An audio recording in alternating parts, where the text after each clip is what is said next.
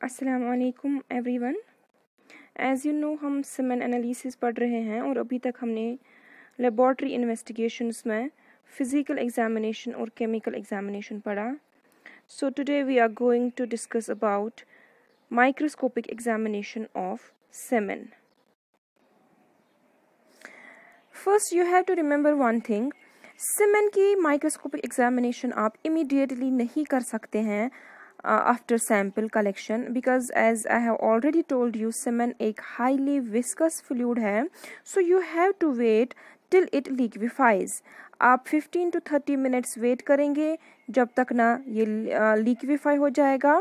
So soon after the liquefaction time आप immediately इसको जितना जल्दी हो सकता है फिर इसकी microscopic examination करते हैं. तो माइक्रोस्कोपिक एग्जामिनेशन में हमें क्या पढ़ना है? Sperm count, sperm motility that means movement of sperm, and sperm morphology that is the structure of sperm. So let start with the sperm count.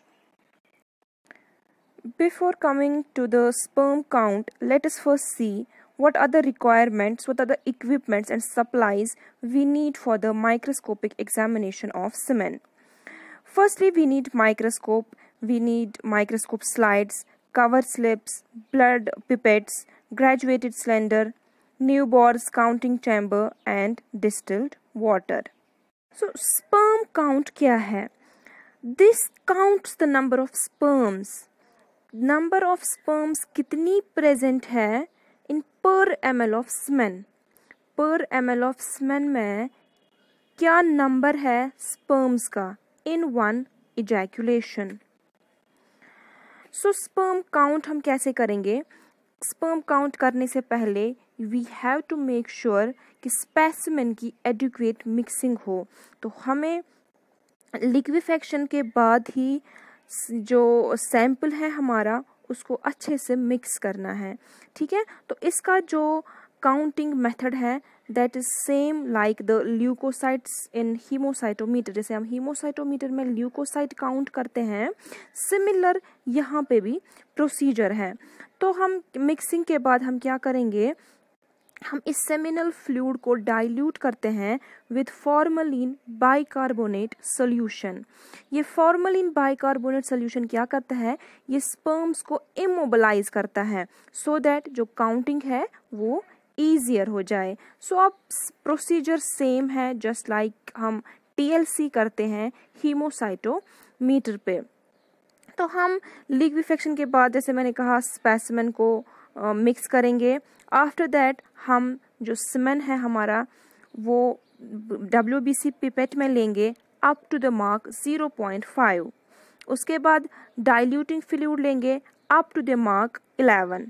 तो हमारा डाइल्यूशन फैक्टर क्या आ गया? 1:20, सेम जो हमने TLC में देखा था. उसके बाद हम न्यूबॉर चैम्बर लोड करेंगे. वो भी आप लोगों को पता है वो लोड कैसे करते हैं. न्यूबॉर चैम्बर हमने लोड किया और हमने स्पर्म्स को सेटल होने देना है. That means we have to wait for few minutes, almost 5 minutes हमने वेट करना है टिल द स्पर्म्स सेटल. उसके बाद हम स्पर्म्स को काउंट करेंगे in the 4 corner squares just like हमने WBC काउंट TLC में किया था. सेम प्रोसीजर है यहाँ भी. We have to wait until the sperm settle and then count the sperms in the 4 corner squares of the chamber. Now what are the calculations for sperm count? Formula भी same वही apply होगी जो हमारी TLC में होती थी. Number of sperms per ml कितना आता है? नंबर ऑफ स्पर्म्स काउंटेड, जितनी हम स्पर्म्स काउंट करेंगे माइक्रोस्कोप पे न्यूबॉर चैम्बर में मल्टीप्लाइड बाय 20. 20 क्या है? It's the dilution factor. Divided by 4 क्या है? Area into 0.1. 0.1 क्या है? Chamber depth. So the formula is number of sperms counted into dilution factor divided by area into chamber depth into 1000 क्या है? क्योंकि हमने जो फ्लूइड लेते हैं हम ये ml में लेते हैं, हम ये दैट मीन्स cc में लेते हैं. सो वो कितना बनता है? 1000 क्यूबिक mm, फिर रिजल्ट हमारा क्यूबिक mm में आता है, सो 1000 हम यहाँ मल्टीप्लाई करते हैं, सो हमारी जो कैलकुलेशन आती है that is n into 50,000। So number of sperms कितनी आएंगी, n इंटू 50,000, जितनी हमें माइक्रोस्कोप पे स्पर्म्स आई उसको मल्टीप्लाई करना है 50,000 से, वो हमारा आएगा number of sperms per ml। Now what are the interpretations. Normal sperm count कितना आना चाहिए आपको, between 60 million to 150 million per ml, it's the normal count of sperms. But it's not like कि आप जिसको 60 मिलियन से कम आ के अकाउंट तो उसमें इनफर्टिलिटी होगी, that's not necessary. Now coming towards the motility of sperms, यानी कि movement of sperms. Sperm motility, it's a measure of the percentage of sperms that can move forward normally. Percentage sperms की जो forward movement दिखाएंगे, it's very necessary for fertilization to penetrate the cervical mucus and subsequently migrate upwards to fertilize the ovum in the Fallopian tube. Sperms की active motility बहुत necessary है। So sperm motility अब हम कैसे check करेंगे, we take a small drop of liquefied semen, हम sample का एक ड्रॉप लेंगे, लिक्विफाइड सीमेन का एक ड्रॉप लेंगे एक माइक्रोस्कोपिक स्लाइड पे, उसके बाद we cover the slide with a cover slip, फिर एग्जामिन करते हैं under high power objective of microscope but with reduced illumination, illumination reduce करनी है। Then we count the number of actively motile sperms out of 200 sperms हम count करते हैं और उन 200 स्पर्म्स में फिर देखते हैं कि मोटाइल स्पर्म्स कितनी हैं, तो फिर कैलकुलेट करते हैं परसेंटेज उन स्पर्म्स की which will show the actual progressive motion. But you have to take care, जो आप स्पर्म मोटिलिटी चेक करेंगे it should be within 1 hour after specimen collection and 80% sperms आपको मोटाइल आनी चाहिए for normal semen sample. its interpretation is कि अगर decreased sperm motility I that can be a factor in infertility, वो infertility का एक cause बन सकती है अगर sperm motility decreased होगी, अगर sperm motility normal से कम होगी, that could be a reason for infertility. Next is sperm morphology, structure of sperm, normal sperm का structure क्या है, इसमें हम मेजर करेंगे कि क्या परसेंटेज है स्पर्म्स की जिनको नॉर्मल स्ट्रक्चर है, ऐसी कितनी स्पर्म्स है जिनका स्ट्रक्चर नॉर्मल है। सो नॉर्मल स्पर्म की मॉर्फोलॉजी क्या है, इसकी लेंथ 50 to 70 माइक्रोमीटर्स होती है, हेड लार्ज होता है, ओवल होता है, स्मॉल नेक होती है and a long slender tell.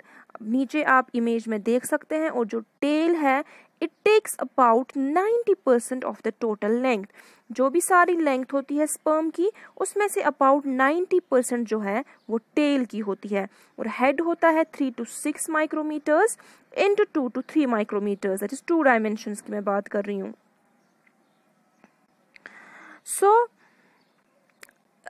Sperm morphology हम चेक करते हैं, ये हम देखते हैं जब हम स्मीयर को स्टेन करते हैं। पहले हम जो हमारा सैंपल है स्मीयर बनाते हैं, उसको स्टेन करते हैं and then we check it under the microscope, और हम इसमें डिफरेंशियल काउंट्स करते हैं of morphologically normal and abnormal spermatozoa के।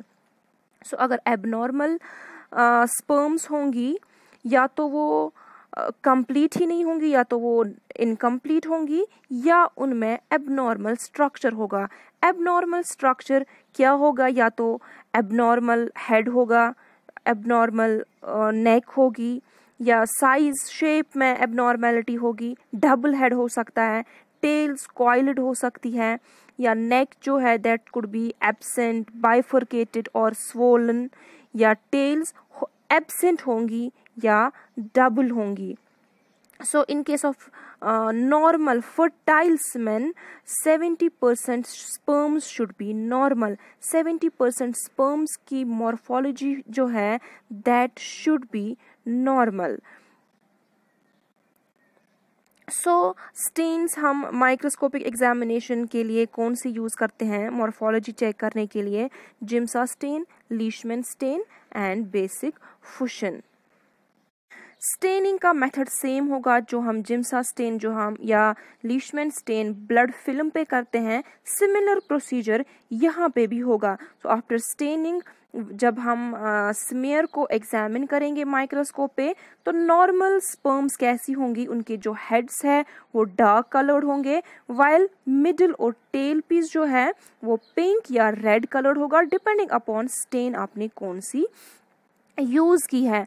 और अगर स्पर्म्स में एबनॉर्मेलिटीज़ होंगी, वो होंगी या तो स्पर्म का हेड ज़्यादा छोटा होगा या ज़्यादा बड़ा होगा, या डबल हेड होगा, या हेड होगा with nuclear abnormality, middle piece absent होगा, स्वोलन होगा या बाइफरकेटेड होगा, टेल डबल होगी, कर्ल्ड होगी या एब्सेंट होगी. तो these are the abnormalities of sperms. So this was about the microscopic examination. इतना ही हम माइक्रोस्कोप पे नहीं देख सकते हैं, इसके अलावा जो बाकी माइक्रोस्कोप पे हम देख सकते हैं, for example white blood cells, white cells हम काउंट कर सकते हैं स्टेन्ड स्मीयर पे, ठीक है, और फिर उनको हम एक्सप्रेस करते हैं एज द नंबर पर 100 स्पर्मेटोजोआ. जो हम WBCs काउंट करेंगे पर 100 स्पर्म्स काउंट करेंगे, तो फिर उस काउंट से हम देखेंगे नंबर ऑफ WBCs पर ml ऑफ सीमेन कैसे कितना